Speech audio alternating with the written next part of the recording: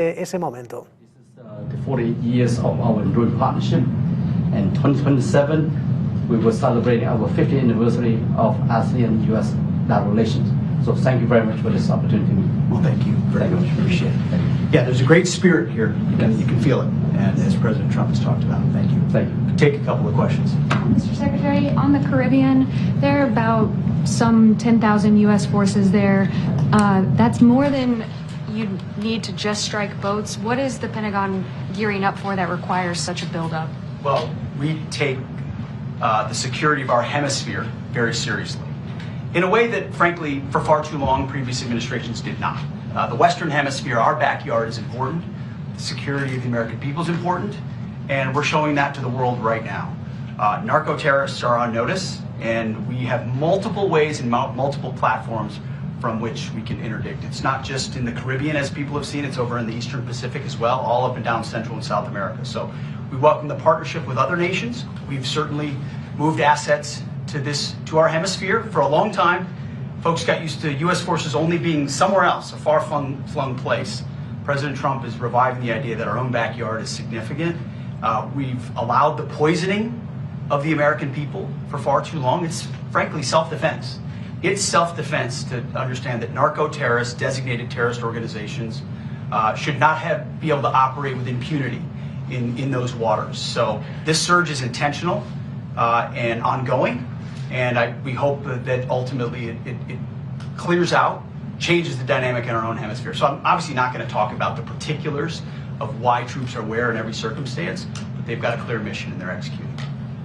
Mr. Secretary, you're meeting today with the Chinese Defense Minister.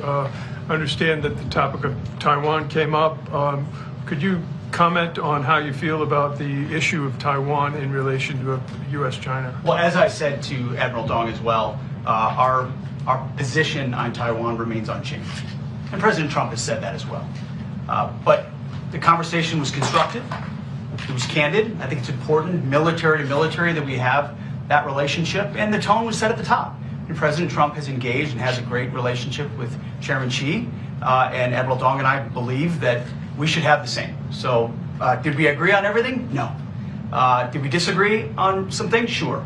But that kind of constructive conversation, I think, leads to better outcomes. And it was a good meeting.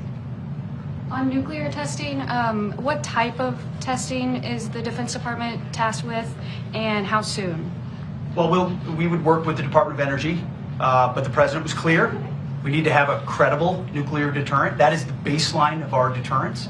And so having an understanding and resuming testing is a pretty responsible, very responsible way to do that. I think it makes nuclear conflict less likely if you know what you have and make sure it operates properly. So it's the right directive. We're moving out quickly, and America will ensure that we have the strongest, most capable nuclear arsenal so that we maintain peace through strength. That's what this is. In every meeting, that's what we talk about, peace through strength. We don't seek conflict with China or any other nation. But the stronger we are, the stronger our alliances are, the more we work with allies in this region and around the world, I think the less likely conflict becomes. And that's the kind of leadership this part of the world's been looking for a long time. I mean, President Trump talks about a year ago we were a dead country, and he's right.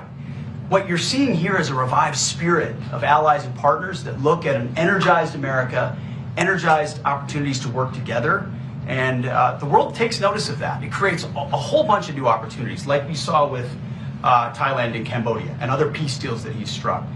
So across the board, this administration's focused on peace through strength in ways that critics will try to point fingers at, but the president knows exactly why and what he's executing. So do we, and we're proud to do it. So in Korea next week, you will travel to the DMZ.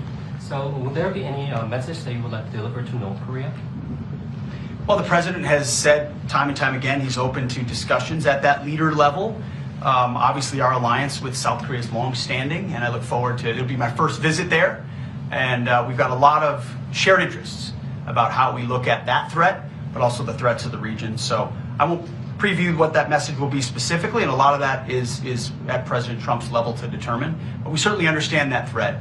We're not blind to it.